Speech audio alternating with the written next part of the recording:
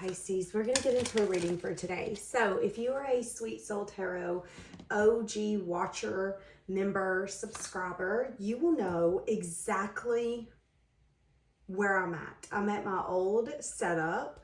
I'm not feeling too great today, so I figured to get a reading out, I will go to my old setup. Be patient with me. I know a lot of you don't like this one, and I know some of you love this version compared to my facial version. Now, I am going to use my oracle cards, and I had put them to the side, and this one came off. Telling you how I feel for you has been a big struggle for me. Every time I go to tell you, I choke up and I can't find the words. Now, I wanted to say I can't find the words to say is what I wanted to say, but I didn't because the card doesn't say that. So interesting, I just picked up a deck and the Eight of Cups is on the bottom. So this could be someone where there is a separation, there was a walking away, there was a falling out. Something happened here. Something happened here, Pisces. Let's see. If you guys need anything, check out that comment section. You can find everything that I offer as well as these cards that I have. Also, let me know what you guys think about me offering to read birth charts and kind of sum up, you know, your qualities and what sign in your birth chart, what purpose it has. Let me know. Okay. Right off the bat, Eight of Swords and the Moon. I feel like there's something here you're not saying around this ending. Around an ending. An ending that took you down. An ending that hurt you. Some of you, or this could be this person's energy, someone here is having a hard time moving on from something ending.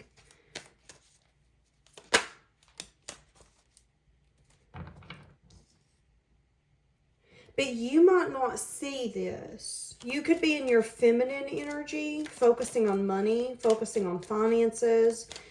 It's interesting, in this card, her back is turned to the mountains. So I feel like you're not necessarily focusing on things that you see as a hardship.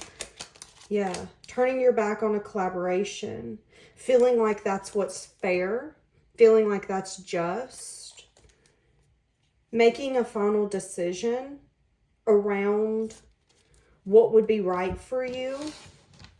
So some of you, you're starting to change your perspective, or you've changed your perspective around something. But whoever you've changed your perspective around could still be kind of stuck, stagnant, not able to tell you what is in the dark. It's interesting. The moon is the energy of feeling pulled, feeling called to you. But this person might not see a way to get themselves out of this stuck energy. I don't know how to get past this. I don't know how to get through this. I don't know how to get over this. Okay, so when you and this person was collaborating, the passion between you guys could take over a room. It could have been something that was hard for people to ignore. They could be thinking a lot about their future and feeling like they want you to be a part of it, but they're starting to worry that that might not be reality. If they could say one thing to you, what would they say? If they had one sentence to say to you, what would that sentence consist of? Okay, well, first off, it would consist of two things. So this person's like, I have so much to tell you, though. I crave you. I know how I feel about you, but I'm still having a hard time opening up. So this person's having a hard time opening up to you. They're having a hard time opening up and telling you exactly what they're wanting.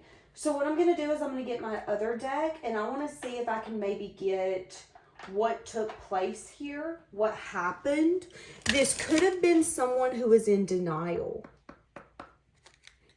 They could have not understood what they felt, why they felt called to you, pushed to you, why you had the ability to trigger them, make them want to show up in a way that isn't normal for them. For some of you, this person's keeping a close eye on you because they're feeling very, very, very lonely. I'm about to reach out and confess everything to you. So let's sum it up. I feel like someone here is missing you, but they really don't know how to approach this. They don't know how to confess. Because with me putting that card on the Eight of Swords, there's a sense of, I don't know what to do. I don't know how to show up. I don't know what to say. How can we move past something that maybe defeated me and you both? Again, you could have turned your back on something because although it was passionate, now they could have turned their back on you that then made you have to turn your back. It's like, well, whatever, it's done, it's over, the door's closed, well, whatever, they don't want it. You had to turn your back on some sense of collaboration. And at one point, it could have been something where you recognized, okay, I know others can see that we're vibing, we're thriving, we get along so well.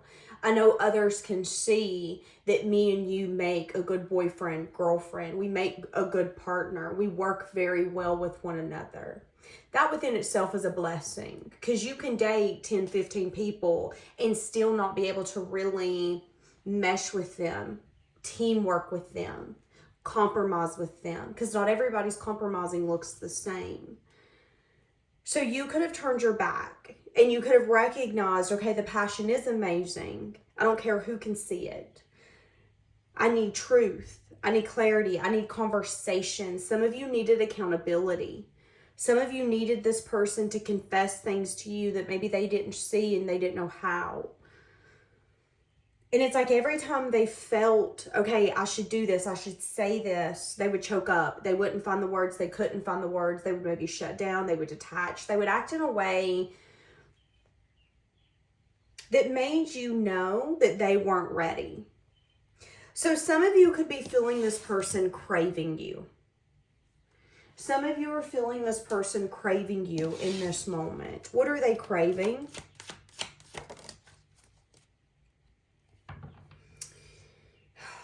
They're craving a choice here to be made. They're craving the ability to put in effort to get through some sense of confusion, illusion. Maybe this is the options that you guys have when it comes to fixing this and what that looks like. I don't want to leave too many cards out on the table just because this is such a small work surface. It's going to get taken over very quickly.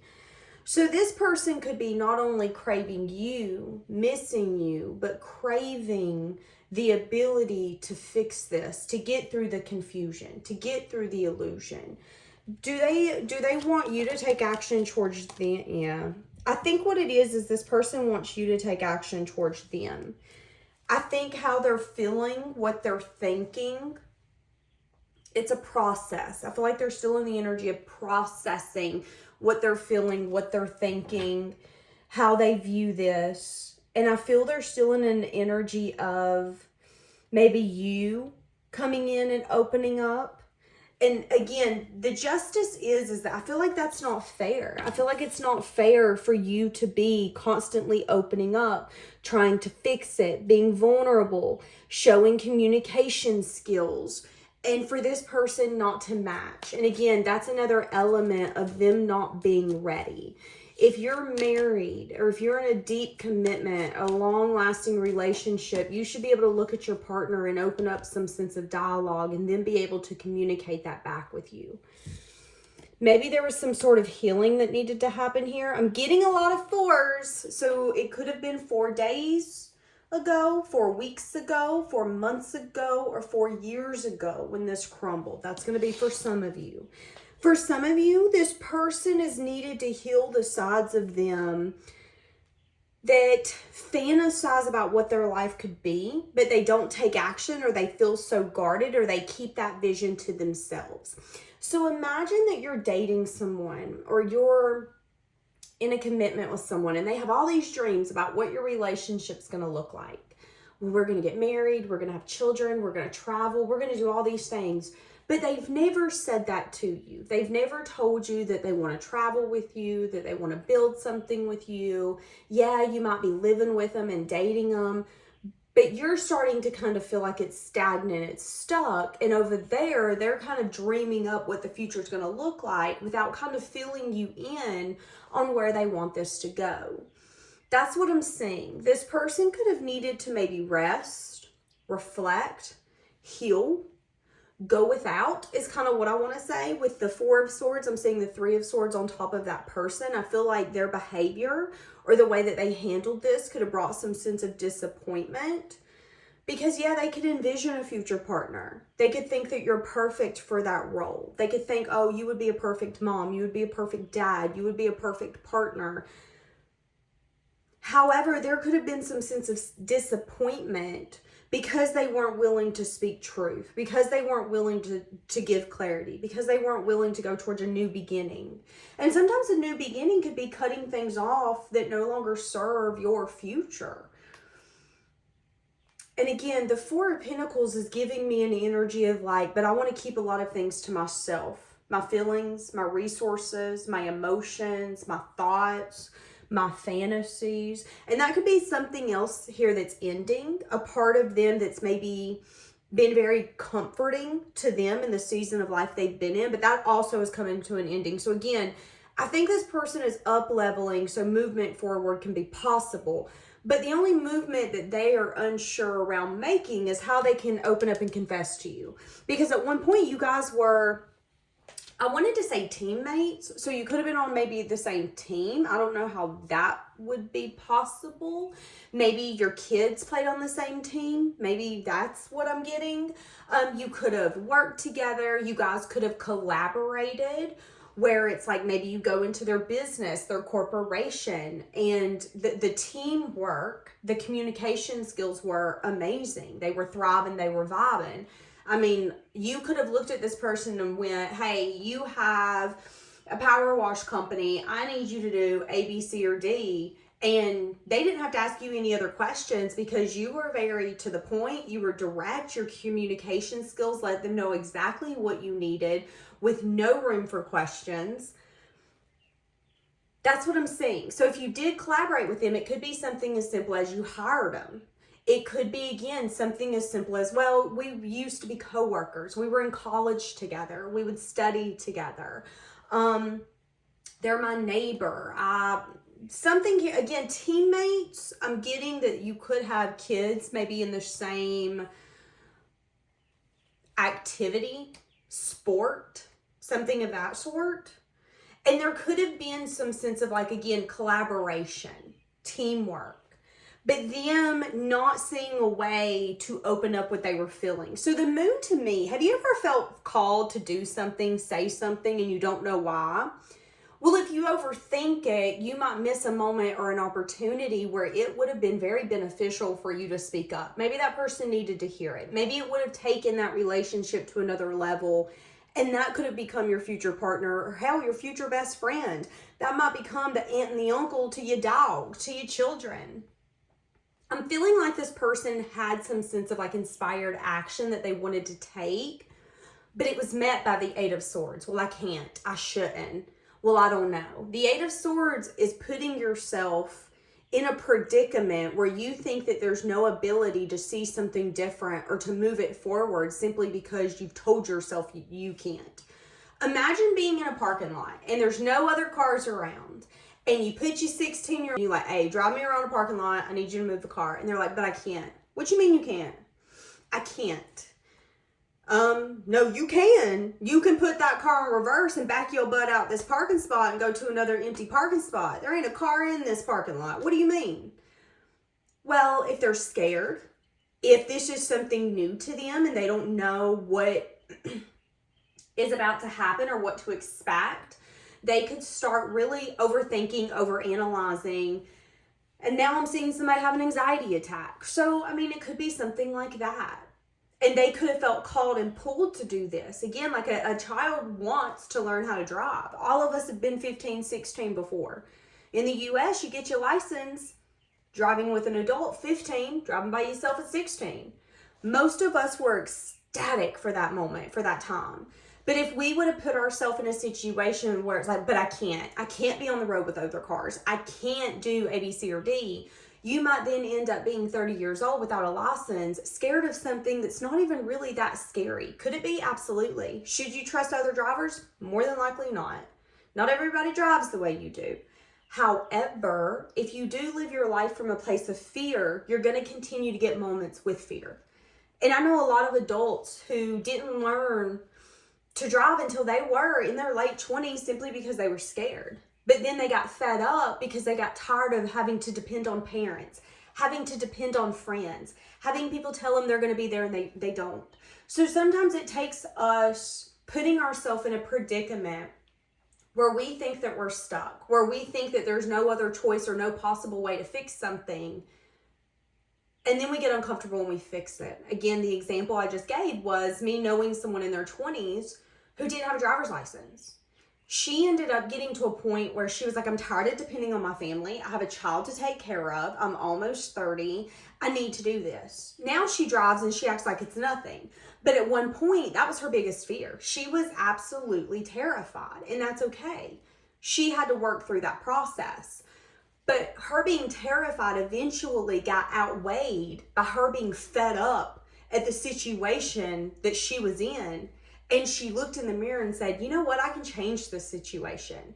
I'm scared, but I'm also sick and tired of depending on people when I can't depend on them. I'm sick and tired of not being able to go to the store when I want to go to the store. So yes, I'm scared. And again, being scared is valid because you don't want to get hurt.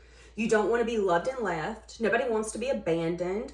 Nobody wants to give their heart and be abused or misused. However, if you do show up in life from a place of constantly being scared, you might manifest those moments and then you're going to be scared that you're missing out. Again, let's use this person for an example. They miss you. They don't know what to do about it. But the more that they continue to put themselves in an illusion, the more that they're going to recognize that, yeah, they're scared of taking action. They don't know what to say. They choke up every time they feel like they've got the words to say. But eventually, the fear of living without you, you moving on, you seeing them in town and looking straight past them because, I'm going to be blunt, you might forget them. I mean, I know some people who are like, Danielle, I could never forget someone who was special to me.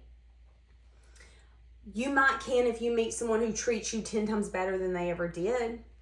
Then being special might be outweighed by someone else. And it's like, that's what this person has to recognize, is that them putting themselves in a self-imposed prison is their own doing.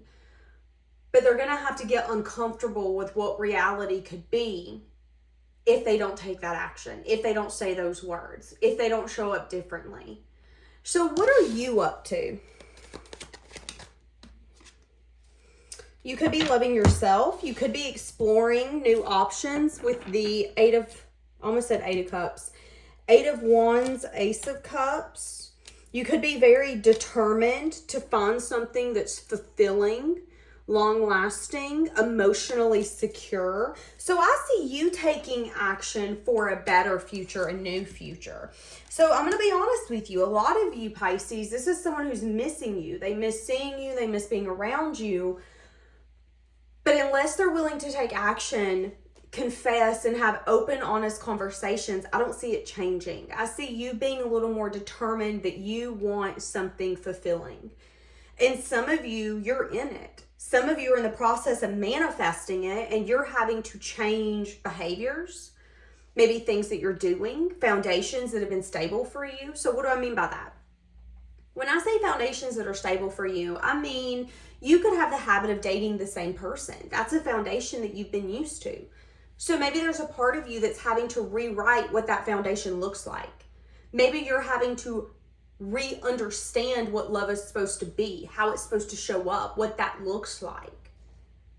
I mean, you hear it all the time. Love is patient, love is kind. Not all the time. However, if you love someone you care about, and you will eventually get to the point where you're able to put yourself in their shoes. And if you can't, you still have so much ego attached that I would say you can't really love someone in the way that you need to, because you love yourself more. You love your pride and your ego more. I'm saying that this person is going to continue to be anxious, burdened, stressed. If they're not losing sleep now, they will be, because this is stressing them out. Because again, they're craving you. They're craving the ability to tell you words that are right on the tip of their tongue. What you don't see is that this person's going to come back. It is someone where there was maybe good times, not a long time. Maybe you at one point felt like this person was your wish fulfilled, and then it come crumbling down. Maybe this is someone where you had fun with them and then they left you out. Whatever it is, I got the 9 of Cups and the 5 of Pentacles. You've seen them as something special, but you also seen them as something that maybe didn't choose you, chose you for monetary fuck. Or they chose you from a place of you're a moment, not a forever. This person is starting to see that there has been some sense of like, I've got to make this right. Now, for each of you, it's going to be up to you. I am saying that you will not be the person to be reaching out. You will not be the person to communicate. If anyone has something to confess, it's them.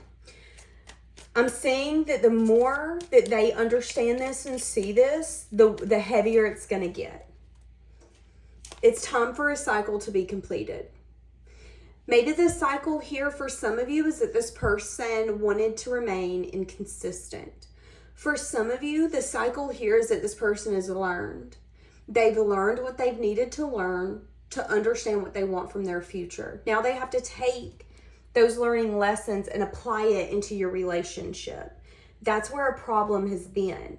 Maybe this person's been in the phase of, but who am I? What do I want? What's best for me? And maybe they've been quick to change their mind. One minute they're okay with going out and doing all these things. The next minute, oh, change my mind. I want this instead. Oh, nope, going over here instead. That needs to end. They've experienced everything that they need to experience. It's time to graduate. It's like this person's been in high school and now they're scared of the next step. But I don't want to go to college. I heard college ain't fun. I remember being in high school and all the teachers would tell you, college ain't fun. You gonna wish you were still in high school. They ain't gonna baby you, blah, blah, blah, blah, blah. This person has fear. Fear because it's time to graduate. It's time to recognize that, yes, I do know who I am. I do know what I want. That still doesn't mean that there's not going to be fear involved. You are allowed to say, I know what I want, but damn, I'm terrified. I'm terrified it doesn't want me. I'm terrified it might leave me one day. I'm terrified that I'm going to have to give up everything to have it. But those are also the best things in life. The things that you bet on wholeheartedly and then they pay off because you can look in the mirror and go, I trust my intuition. I trust me. And I know that even if I make a bad choice, I will bounce back, and the bounce back will always be stronger than the letdown, than the drag down. This person's got to recognize that they're a phoenix. It's time to graduate. It's time to go to college. It's time to spread those wings. But you also can't do that for them. You can't fix this for them. You can't make them say certain words and to be honest and to be vulnerable. They have to do that on their own. Because if you do that for this person, don't be surprised in a few years when you're resenting them because it didn't fix anything. You just coddled them and go, but I know. You think I'm special. You've never told me, but I know. Do you know? How is that going to build a stable foundation if the person that you claim to love and that claims to love you back can even look at you and tell you how they feel, what they're thinking, what they want? That's what you've learned here. That's what they've learned here. But they have to be willing to look in the mirror and go, I'm ready to graduate. I've been in this season of my life where it's been about learning. I've made good choices. I've made bad choices. I've changed my mind at the last minute. And then I've made choices where I couldn't make up my damn mind. But that has all led me to this moment. The moment to confess to you, the moment to tell you all the words that I've had a hard time saying. And even if it comes out, maybe this person's going to say things to you and they're stumbling over their feet. Be patient with them. Just smile and go, it's fine. It's fine. Do you need a drink to kind of help get the mood off? It's okay. Trust me, no matter what you say, I'm going to give you a minute to clarify if you need to clarify, to back up and go, wait, that's not what I meant to say. And I think just having that sense of compassion is going to really help this person have the confidence to come in and face you. So keep that in mind. All right, I'm going to leave this here. I'll see you guys soon.